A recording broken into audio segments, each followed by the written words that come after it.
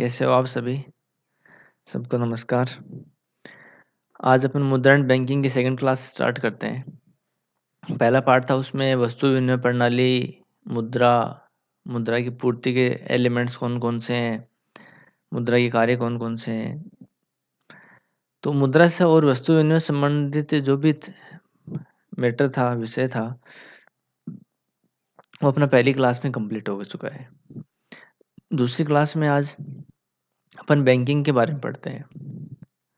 जब banking system की बात करें अपने देश में, तो जितना वो जो बैंकिंग सिस्टम है सारा का सारा अपने देश में रिजर्व बैंक ऑफ इंडिया की अंडरटेकिंग में कार्य करता है।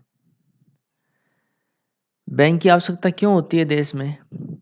क्योंकि जो जो बैंकिंग सिस्टम होता है ये सारा का सारा रिजर्व बैंक ऑफ इंडिया के अधीन कार्य करता है। और रिजर्व बैंक ऑफ इंडिया क्या होता है? सभी देशों में एक बैंक होता है जो मुद्रा के नियंत्रण के लिए स्थापित किया जाता है। उसी प्रकार से आज़ादी के पश्चात हमारे देश में भी इस बैंक की आवश्यकता का अनुभव हुआ।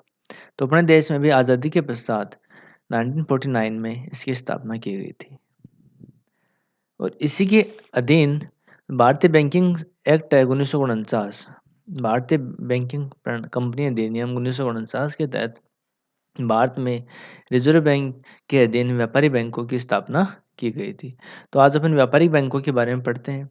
व्यापारी बैंक होती हैं वो कौन-कौन सा कार्य करती हैं बाज़ार में अपना, और उसके साथ-साथ कैसे वो मुद्रा के साख निर्माण का कार्य पूरा करती है। तो आपके सिलेबस में मुद्रा साख निर्माण की प्रक्रिया है वो महत्वपूर्ण है। इसका क्वेश्चन आता है। चलो अपन आगे देखते हैं। सबसे पहले व्यापारी बैंक का अर्थ एवं कार्य। तो व्यापारिक बैंक है जो बैंकिंग सिस्टम है, बैंकों से बैंक शब्द की उत्पत्ति हुई। ये कौन सा वर्ड है? ये इटालियन वर्ड है। इसकी स्थापना किसकी हुई? भारत कंपनी अधिनियम 1949 के तहत भारत में क्या हुई? भारत में व्यापारी बैंकों की स्थापना हुई थी। जो व्यापारिक बैंक है वे अनुसूची शेड्यूल बी के अंडरटेकिंग में रिजर्व बैंक ऑफ इंडिया के अंडरटेकिंग में कार्य करती हैं। तो अनुसूची 2 के अंदर व्यापारी बैंकों की भारत के अंदर रिजर्व बैंक के अधीन इनकी स्थापना की गई है। तो आपको इतना समझना है कि बैंक क्या होती है?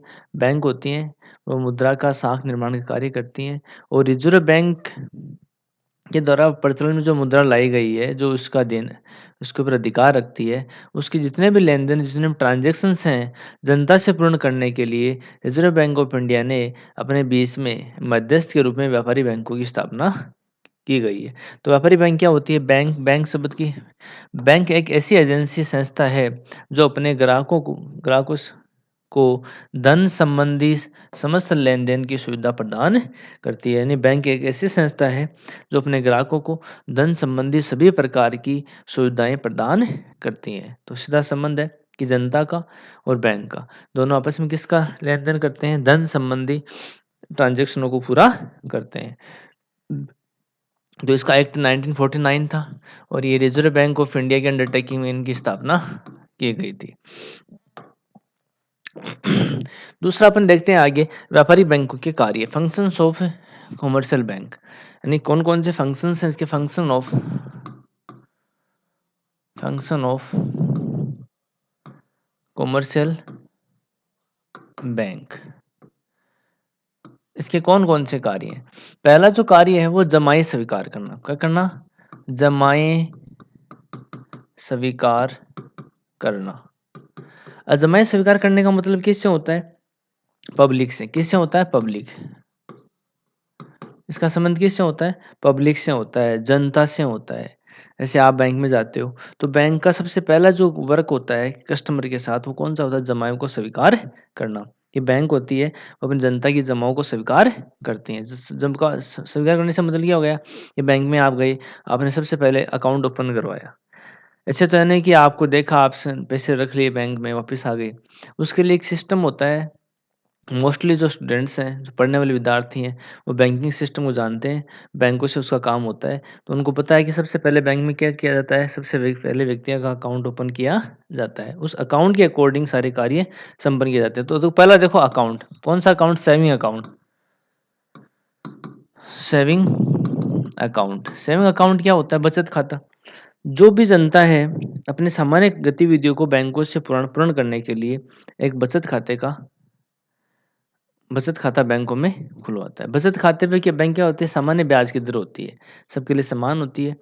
उस ब्याज दर, उस पर जो पैसे जमा कराते हैं अपन बैंकों में, उस पर अपन क्या मिलता है? उस व्यक्ति को सामान्य ब्याज के रूप में उसको पैसा मिलता है। तो ये कौन सा है? ये बचत खाता होता है। दूसरा कौन सा? चालू खाता होता है, करंट अकाउंट। करंट अकाउंट, चालू खाता किसके लिए होता है? व्यापारियों के लिए होता है। किसके लिए होता है? व्यापारियों के लिए होता है। व्यापारियों के लिए। व्यापारियों के लिए कौन सा खाता होता है?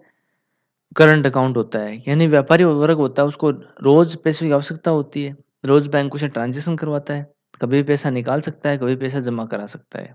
इसलिए कुछ कौन से खाते की आवश्यकता होती है उनको? चालू खाते की आवश्यकता होती है। बचत खाते की आवश्यकता क्यों नहीं होती? क्योंकि बचत खाते की लिमिट कम होती है। बचत खाते में ज़्यादा पैसों का ट्रांज़ैक्शन नहीं कर सकते हैं, ठीक है? और चालू खाते में अपन अधिक अमाउंट का ट्रांज़ैक्शन कर सकते हैं। इसलिए जो व्यापारिक वर्ग है, इसलिए दूसरा बैंकों के द्वारा जो फैसिलिटी प्रदान की जाती है, वो कौन-सी है? चालू खाता। चालू खाता वो अपना उस अकाउंट में, बैंक में खुलवाते हैं। दूसरा इसका तीसरा है अवधि जमाई, टाइम डिपॉज़िट, फिक्स्ड डिपॉज़िट है, फिक्स डिपॉज़िट। फिक्स्ड डिपॉज़िट का मतलब क्या होता है? जो कस्टमर होते हैं बैंक में अकाउंट ओपन करवाते हैं, किसी ने 10,000 का खाता ओपन करवाया, किसी ने 20,000 का। तो उस अकाउंट पे बैंक क्या फैसिलिटी प्रोवाइड करती है, उसी अकाउंट के रूप में। कोई व्यक्ति वो बैंक में एक निश्चित अमाउंट के रूप में क्या कर सकता है? फिक्स डिपॉजिट करवा सकता है। जैसे आपने 20,000 रुपए की एफडी करवा दी। एफडी का मतलब फिक्स डिपॉजिट, यानी 5 साल बाद में आपको पैसे डबल मिलेगा। ये सुविधा कौन प्रदान करती है अपन को? बैंक प्रदान करती है। तो इसका ये तीसरा फंक्शन है। तीसरा प्रकार का खाता है और चौथा है मांग जमाई, demand deposit. Demand deposit, DD, मांग जमाई। इसका मतलब होता है कि कभी-कभी जो रिज़र्व बैंक जो कमर्शियल बैंक है अपने खाताधारकों को मांग जमाओं की सुविधा भी प्रदान करती है। मांग जमाओं के आधार पे उनको पैसा नहीं मिलता है। तो ये किसके अंदर आता है? मांग जमाओं के अंतर्गत आता है। तो 4 प्रकार के खाते वो ओपन करवाती है। इसके खातों में व्यापारी बैंक का पहला कार्य के अंदर है जमाएँ स्वीकार करना। तो इसके अकाउंट है, ये आप ध्यान रखना है इसके अंदर। आगे अपन बढ़ते हैं। दूसरा इसका जो फंक्शन है वो है ऋण स्वीकार करना। ऋण स्वीकार करना या ऋण लोन लोन देना या बोरोविंग्स। तो दूसरा जो फंक्शन है इसमें क्या करती है कि जो बैंक होती है वो अपने खाताधारकों को, जिसका बैंक में अकाउंट होता है, उसको ऋण की सुविधा प्रदान करती है। ऋण भी बहुत प्रकार का मिलता है, होम लोन है, कार लोन है ना? या आप जो भी छोटे-मोटे पीएल पर्सनल लोन लेते हो वो भी प्रदान करती है। तो बहुत सारे प्रकार के ऋण होते हैं, वो बैंक होती है अपने खाताधारकों को प्रदान करती है। ये भी किसका काम होता है? बैंक का कार्य होता है। आगे नेक्स्ट है साख निर्माण की प्रक्रिया। साख निर्माण की प्रक्रिया। तो साख निर्माण की प्रक्रिया सबसे इम्पोर्टेंट है। तो साख निर्माण की प्रक्रिया मैं आपको बताऊँगा टेबल के अकॉर्डिंग कि जो कमर्शियल बैंक होती हैं, किस प्रकार से बाज़ार में साख निर्माण की प्रक्रिया को पूर्ण करती हैं। ये दोबारा आगे पढ़ेंगे इसी में। Next agency. एजेंसी का मतलब होता है फैसिलिटीज़। फैसिलिटीज़ जैसे आप बैंक में जाते हो तो आप बैंक आपको बहुत प्रकार की फैसिलिटी प्रोवाइड करती है ना? जैसे बैंक पासबुक प्रोवाइड करवाना, एटीएम प्रोवाइड करवाना, ठीक है? Cheque book. तो ये सारी किट होता है, किट के अकॉर्डिंग क्या करती है बैंक आपको प्रोवाइड करवाती है, फैसिलिटीज़ प्रोवाइड करवाती है। तो सारी फैसिलिटीज़ किसके अंदर आती हैं? ये बैंकिंग सिस्टम के अंदर आती है, फंक्शंस ऑफ कमर्शियल बैंक के अंतर्गत इनको शामिल किया जाता है। नेक्स्ट इसके अंदर आता है अदर फैसिलिटीज़। अदर फैसिलिटीज़ में क्या होता है? जैसे लॉकर की फैसिलिटी, लॉकर की फैसिलिटी। अब किसी व्यक्ति को लॉकर की आवश्यकता है, जैसे कि आपके पास एक्सेस गोल्ड है, घर के अंदर गोल्ड नहीं रख सकते हो किसी भी कारण से, तो आप क्या कर सकते हैं? अपन उसको बैंकों में उसको जमा करवा सकते हैं। तो जो है सुविधा वो किसकी सुविधा के अंदर आती है? व्यापारी बैंकों के फंक्शंस के अंदर आता है और जो कि बहुत प्रकार से व्यापारी बैंक अपने कार्य को पूर्ण करता है। तो इसके फंक्शंस हैं। अब सबसे इम्पोर्टेंट पार्ट है इसका व्यापारी बैंकों का, वो अपन अब पढ़ते हैं। व्यापारी बैंकों के द्वारा साख निर्माण की प्रक्रिया। कि व्यापारी बैंक है, कॉमर्शियल बैंक है, ये रिजर्व बैंक ऑफ इंडिया के अधीन कार्य करती हैं, पब्लिक की सेवा करती हैं, आरबीआई के अधीन कार्य करती हैं। तो किस प्रकार से यह बाजार में साख निर्माण की प्रक्रिया करती हैं? अब ये तो पॉसिबल नहीं है कि बैंक है जो बिना कुछ आपसे लिए ही काम करे। बैंक में बहुत सारे वर्कर्स होते हैं, बहुत बड़ा सिस्टम होता है, सबको सैलरी पे करनी पड़ती है। तो तो जनता के पास जो पैसा है, उसी से ही जो कमर्शियल बैंक है, वो मनी को सर्कुलेट करती हैं। उसी मनी के माध्यम से ही वो एक मुद्रा का निर्माण करती हैं, उसी पे उसका रिटर्न होता है बैंकों का। किस प्रकार से करती हैं, ये अपन आगे इसको पढ़ते हैं। तो ये इम्पोर्टेंट है, यहाँ से आप इसको अच्छे से समझना कोशिश करना। इसके लिए कुछ इसके पॉइंट हैं। पहला है बिंदु है वह प्रारंभिक जमाएं। क्या होती हैं? प्राइमरी या प्राइमरी डिपॉजिट होती हैं। प्राइमरी डिपॉजिट का मतलब क्या होता है? आप बैंक में जाते हो, अपना अकाउंट ओपन करवाते हो। तो जो अकाउंट ओपन करवाते हैं वो क्या कहलाती है? प्रारंभिक जमा कहलाती है। क्लियर? दूसरा जो इसका पॉइंट है वो है नगद कोषानुपात। इन पॉइंट के आधार पर ही अपन साख निर्माण की प्रक्रिया को पूर्ण करेंगे, तो इनको आपको समझना है। दूसरा है नगद कोषानुपात। नगद कोषानुपात क्या होता है? सीआरआर। देखो दो होते हैं ये, एक तो होता है सीआरआर, एक होता है एसएलआर। में अपन पढ़ेंगे बैंकिंग, जो रिजर्व बैंक ऑफ इंडिया के फंक्शंस हैं, कंट्रोल बाय कमर्शियल बैंक, वहाँ पे पढ़ेंगे अगले यूनिट में। तो सीआरआर क्या होता है? Cash reserve ratio.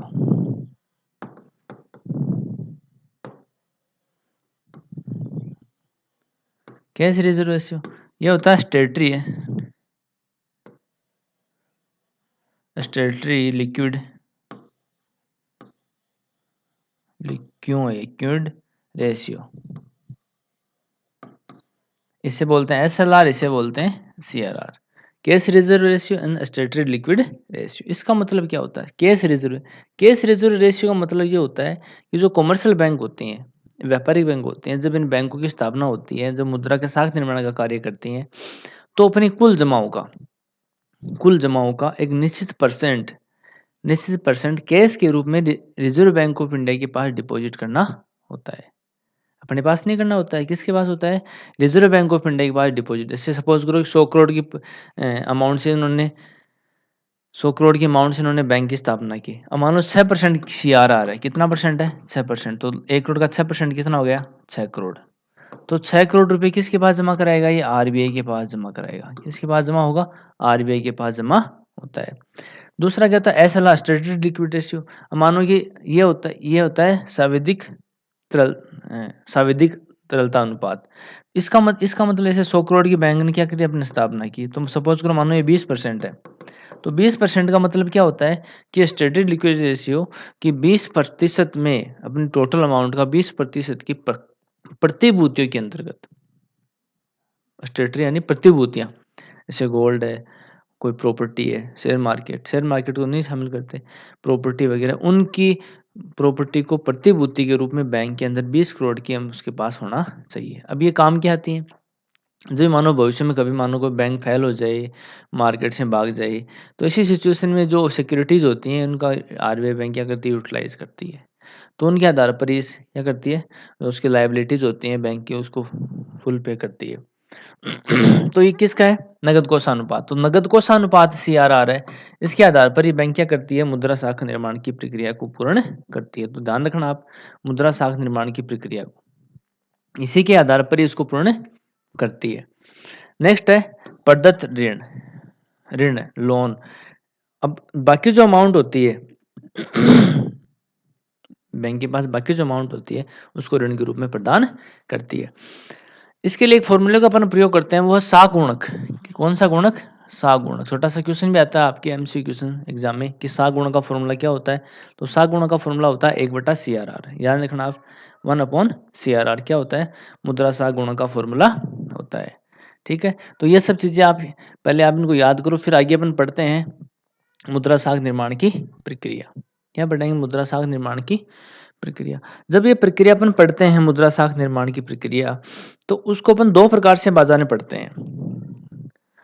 2 प्रकार से पढ़ते हैं। एक तो एकल बैंकिंग सिस्टम में, जब बाज़ार के अंदर एक ही बैंक बाज़ार में उपलब्ध हो। जब बाज़ार में एक ही बैंक उपलब्ध हो तो उसे बोलते हैं एकल बैंकिंग सिस्टम। और जब बाज़ार में बहुत सारी बैंकें उपलब्ध हैं, बाज़ार में बहुत सारी बैंक होती हैं, जैसे एसबीआई है, बड़ौदा बैंक है, केनरा बैंक है ना? ग्रामीण बैंक है। तो बहुत सारी बैंकें जब बाज़ार में उपलब्ध होती हैं तो उसे बोलते हैं मल्टी बैंकिंग सिस्टम। तो आप एक प्रोसेस याद कर लो, काफ़ी है आपके लिए, एग्ज़ाम में यही आता है मोस्टली। तो एकल बैंकिंग सिस्टम में मैंने यहाँ पे हेडिंग लगाई है, एकल बैंक की अवस्था में, है ना? मुद्रा साख निर्माण कैसे करते हैं। तो इसके लिए कुछ वो जो शब्द अभी मैंने आपके सामने यूज़ किए थे, वो शब्द यहाँ पे टेबल में यूज़ करते हैं। कैसे करते हैं देखो आगे इसमें। एकल बैंक की सिस्टम अवधारणा में देखो, फर्स्ट कॉलम है वो क्या है? इसका सर्किल है, चरण है। चरण में आप जो सर्किल में चरण में जैसे कितनी बार उस मुद्रा को आप काम में लेते हो, उतने उसमें सर्किल आते हैं। है ना? तो उसका कोई इश्यू नहीं है, कितने भी ले सकते हो आप, आपकी टोटल के अकॉर्डिंग। दूसरा जो इसके अंदर कॉलम होता है, सेकंड जो कॉलम है, वो क्या है? जमाई, डिपॉजिट। क्या है? जमाई। जमाई माने यहाँ पे देखो, यहाँ पे 1000 रुपये जमाई मान के लिए चलता हूँ। यहाँ पे 2000 ले सकते हो, 5000 ले सकते हो, आपके क्वेश्चन में जो भी आता है उसको भी आप यहाँ पे मान सकते हो। ठीक है, ओके। नेक्स्ट नगद कोष, कैश, कैश डिपॉजिट, सीआरआर। जो शब्द अभी आया था वो ये है, सीआरआर। सीआरआर के अकॉर्डिंग, कैश रिजर्व के अकॉर्डिंग आप इस टेबल को पूरा करते हैं अपन। यानी सीआरआर जो होता है वो बैंकों का कितना होता है, सीआरआर ज़्यादा होता है तो साख निर्माण की प्रक्रिया कम होती है, सीआरआर कम होता है साख निर्माण की प्रक्रिया ज़्यादा होती है।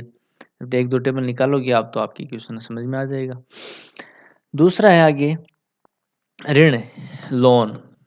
लोन बाकी जो अमाउंट अपने पास बचती है उसको अपन ऋण के रूप में प्रदान करते हैं। और ये भी इम्पोर्टेंट है यहाँ पे कि जो ये जो फॉर्मूला है यहाँ पे साख गुणक 1/CRR, ये आपको पढ़ना है, याद रखना है इसको। देखो स्टार्ट करते हैं कैसे होता है। ये सारा सिस्टम में 2 चीज़ों पे डिपेंड करता है, सीआरआर पे डिपेंड करता है और दूसरा जमाओं पर डिपेंड करता है। यानी जमाएँ कितनी है, प्रारंभिक जमा कितनी है और सीआरआर कितनी है। अब जमाएँ देखो, जमाएँ कितनी है, 1000 है। कितनी है? 1000 रुपए क्या है उसके? जमाएँ हैं। ठीक है? अब ये क्वेश्चन क्या बनता है? अब सपोज़ और क्वेश्चन इसको अपन ऐसे लिख सकते हैं, माना कि व्यापारी बैंकों की प्रारंभिक जमाएँ 1000 रुपए तथा सीआरआर 10% होने पर व्यापारी बैंकों की एकल बैंकिंग अवस्था में साख निर्माण की प्रक्रिया ज्ञात करो। ये अपना क्वेश्चन हो गया। तो क्वेश्चन को अपन टेबल में लिखेंगे। सारा फॉर्मेट यही रहेगा। बस आपको ये 1000 रुपये लिखना है, यहाँ पे उसको सीआरआर में सीआरआर लिखना है कि सीआरआर कितना क्वेश्चन में दे रखा है। आगे इसको सोल्व करते हैं। देखो ध्यान से समझना आप इसको कि 1000 रुपये उसकी प्रारंभिक जमाई है। ठीक है? ये कह रहा है कि 10% नगद कोष। ये इसका मतलब ये है कि जो प्रारंभिक जमाएँ यहाँ पे इस कॉलम में जमा हुई हैं, इस कॉलम में उनका 10% क्या होना चाहिए? सीआरआर। इस कॉलम में आपको लिखना है। दूसरे कॉलम में आपको सीआरआर की अमाउंट लिखनी है। यदि मैं 1000 रुपये का 10% निकालूँ तो कितने रुपए होंगे मेरे पास? 100 रुपए होंगे। कितने रुपए होंगे? 100 रुपए होंगे। ठीक है? अब बैंक ये कह रही है कि जो व्यक्ति जो फर्स्ट कस्टमर बैंक में आया था, उसने बाज़ार में 1000 रुपए जमा करवाए हैं। तो 1000 रुपए की राशि according to Reserve Bank of India, Reserve Bank of India की गाइडलाइन के अनुसार 10% उसका आप रिड्यूस करो, कट करो। तो 1000 का 10% कितना हो गया? 100 रुपए। तो 100 रुपए आप सीआरआर अपने अकाउंट में जमा कर दो। तो आपने उस बैंक ने 100 रुपए यहाँ इसको काट लिए। ठीक है? अब सीआरआर कहाँ से लगा है? रिज़र्व बैंक ऑफ इंडिया के पास चला गया। ठीक है? अब जो सीआरआर 100 रुपए यहाँ पे कटे तो 1000 से 100 कट के कितने बच गए? 900 रुपए बच गए। कितने बच गए? 900 रुपए बच गए। अब रिज़र्व बैंक ऑफ इंडिया ये कहता है कि 900 रुपए हैं, आप किसी भी व्यक्ति को लोन के रूप में प्रदान कर सकते हो। 900 रुपए किसी भी व्यक्ति को लोन के रूप में प्रदान कर सकते हो। आपको और कुछ नहीं देखना है कि दूसरा व्यक्ति आता है वो 1000 रुपए अकाउंट में जमा कराता है। और किसी प्रकार की मुद्रा को आपको माइंड में नहीं लेके आना है। आपको सिर्फ 1000 रुपए की बात करनी है, जो भविष्य तक आने वाले अंतिम समय तक कितने रुपए से उसका मुद्रा का निर्माण होता है। क्योंकि ऐसे तो आप इस टॉपिक को समझ ही नहीं पाओगे। इसलिए अपन एक ही, जैसे मैं बैंक में गया, मैंने 1000 रुपये जमा करवाए बैंक में, फिर दूसरा व्यक्ति गया लोन लेने के लिए, उसने भी 1000 रुपये बैंक में जमा कराई, तो बैंक में उसने भी जमा तो कराए हैं पैसे, तो उसको आपको माइंड में नहीं लेके आना है, सिर्फ 1000 रुपये जिसको अपन पढ़ना है, आपको केवल साख निर्माण की प्रक्रिया को समझना है। ओके, दूसरा अब 900 रुपये ऋण के रूप में आ गए। अब देखो 900 रुपये ऋण के रूप में थर्ड कॉलम में आते हैं लोन के रूप में। अब 900 रुपये जब ऋण के रूप में आते हैं तो रिजर्व बैंक ऑफ इंडिया कहता है कि ये 900 रुपये हैं, ये सेकेंड राउंड में जाएंगे। कहाँ जाएंगे? सेकेंड राउंड में, यानी साख निर्माण की प्रक्रिया में पढ़ते हैं तो 900 रुपये कहाँ जाएंगे? अपने पास सेकेंड राउंड में आ जाएंगे। इसका मतलब क्या हो गया कि जो 900 रुपये हैं वो किसी दूसरे व्यक्ति को ऋण के रूप में देने हैं। ठीक है, तो किसी दूसरे व्यक्ति को ऋण के रूप में अपन देंगे 900 रुपये, तो सेम वो इस प्रोसेस होगा। 900 रुपये जमा करेंगे अकाउंट में लोन के रूप में, एलिमेंट्री जमा के रूप में, उसका 10% रिड्यूस करेंगे। क्या करेंगे? 10% उसका कट करेंगे। और 10% कितना हो गया इसका? 90 रुपये हो गया। कितने रुपये हो गया? 90 रुपीज़। 90 रुपीज़, बस सेम वही प्रोसेस, CRR में डिपॉजिट हो गया 90 रुपीज़। अब बाकी जो लेस अमाउंट है, अब 900 के 90 रुपये कितने बच गए? 810 रुपये बच गए। कितने रुपये बच गए? 810 रुपये। देखो 900 प्लस 1000 कितने हो गए? 1000। 810 प्लस 90 कितने हो गए? 900। तो ये आपको टोटल बराबर रखना है, कोई डिफरेंस नहीं आना चाहिए। अब जो सेकंड राउंड में जो लोन की अमाउंट 810 रुपये कमर्शियल बैंक के पास बचे हैं according to credit creation of money circulate, कहाँ पे जमा होंगे? प्राथमिक जमा के अंदर जमा किए जाते हैं। तो 10 रुपये हैं, वो लोन से कहाँ पे आ जाएंगे? ऋण से कहाँ पे आ जाएंगे? जमाओं के अंदर आ जाएंगे। कितने हो गए? 810 रुपये यहाँ पे ये जमा करवा दिए। अब 810 रुपये तीसरे चक्कर में आ गए, थर्ड राउंड में 810 रुपये प्रारंभिक जमा बन गई। अब वो CRR का प्रोसेस होगा। 810 रुपये कितना परसेंट निकालना है? 10% निकालना है। तो 10% कितना होता है इसका? 81 रुपये होता है। तो 81 रुपये कहाँ पे जमा करा दिए? कहाँ जमा हो गए? नगद कोष में जमा हो गई। अब 81 रुपये कितने बच गए? 729 रुपये। 729 रुपये किसके रूप में देंगे अपन? ऋण के रूप में देंगे। ऋण के रूप में अपन उसको जमा करवाएंगे। तो 729 रुपये हैं। वापस वही प्रोसेस है, फोर्थ सर्किल में आ जाएंगे। फोर्थ सर्किल में क्या बन जाएगी? प्राइमरी डिपॉजिट बन जाएगी। तो 729 रुपये यहाँ पे ये जमा करवा दिया। अब देखो ये सर्किल तो चलता रहेगा, ये सर्किल तो चलता रहेगा। इसलिए क्या करना अपन को? यहाँ से इसको डॉट डॉट दिखा देना है, ऐसे डॉट डॉट, यानी ये सर्किल चल रहा है, कंटिन्यूसली चल रहा है। ठीक है, ऐसे आपको डॉट डॉट दिखाना है, क्योंकि इसको कंप्लीट करो तो बहुत टाइम लग जाएगा। उसके बाद निकालते हैं टोटल। क्या निकालते हैं? टोटल। टोटल टोटल कैसे निकालते हैं? टोटल निकालने के लिए अपन को वही चीज़ चाहिए जो अपना फॉर्मूला था, वही चाहिए अपन को। फॉर्मूला क्या है अपना? सा गुणक बराबर 1/CRR। 1/CRR। देखो सा गुणक CRR कितना अपना? 1/10 CRR। तो CRR कितना निकाला था अपने? CRR बराबर कितना है? 10%। क्वेश्चन में कितना लिया है? 10%। तो 1/10 प्रतिशत, प्रतिशत है ना, परसेंटेज में दे रखा है। तो क्या करेंगे इसको? ये परसेंटेज हटाने के लिए क्या करते हैं? 100/10, 100/10, 0 से 0 कैंसिल, कितना बच गया? 10 बच गया। 10 क्या बच गया? सा गुणक बच गया। सा गुणक का मान कितना गया अपने पास? 10 आ गया। दोबारा रिपीट कर रहा हूँ, सा गुणक बराबर 1/CRR। CRR क्वेश्चन में दिया हुआ मिलेगा, आपको टेबल में मिलेगा। CRR की वैल्यू आपको CRR की जगह प्लेस करनी है। यहाँ आपने CRR की वैल्यू पुट की, तो परसेंटेज में परसेंटेज को हटाने के लिए क्या करते हैं? बटे 100 करते हैं, है ना। तो 100 हटेगा तो 100 कहाँ, वो नीचे 100 आएगा, 100 कहाँ चला जाएगा? ऊपर चला जाएगा। तो 100/10, 0 से 0 कैंसिल, कितना बच गया? 10 बच गया। CRR कितना बच गया? सा गुणक कितना बच गया? 10 बच गया। CRR तो 10% है, और 10 क्या है? सा गुणक। ठीक है, अब टेबल ऐसे निकालोगे तो बहुत टाइम लग जाएगा आपको। इस फॉर्मूले से निकालते हैं। पहले क्या है? पहला कॉलम किसका है? ये तो कुल जमा का है। फिर है जमाई, है ना। जमाई, जमाई से क्या निकालते हैं? प्रारंभिक जमा निकालते हैं। क्या निकालते हैं? प्रारंभिक, सॉरी प्रारंभिक नहीं, कुल जमाई।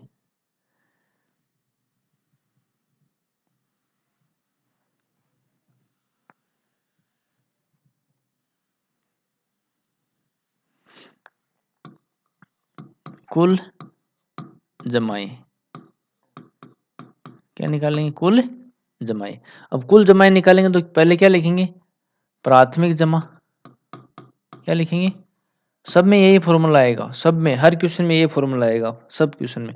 प्रारंभिक जमा गुणा, क्या लिखना है? साग गुणक। क्या लिखना है? साग गुणक।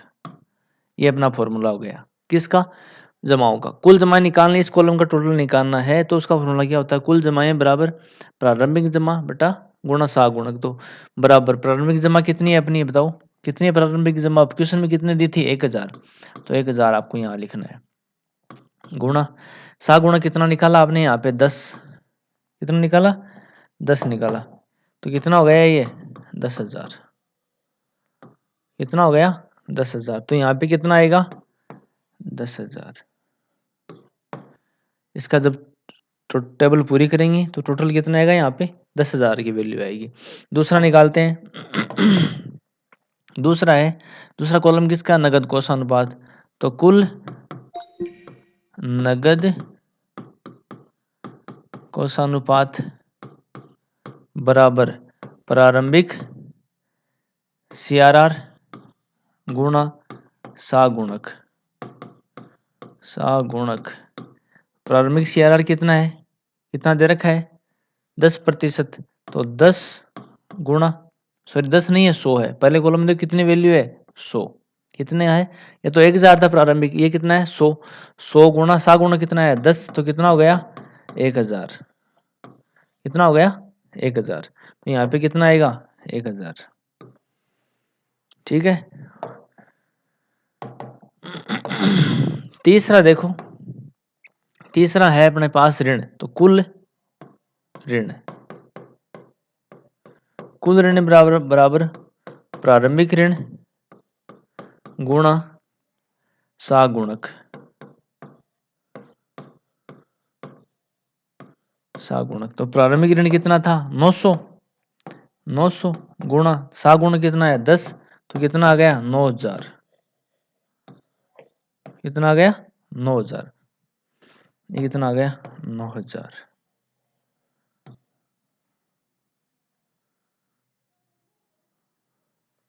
ये नहीं है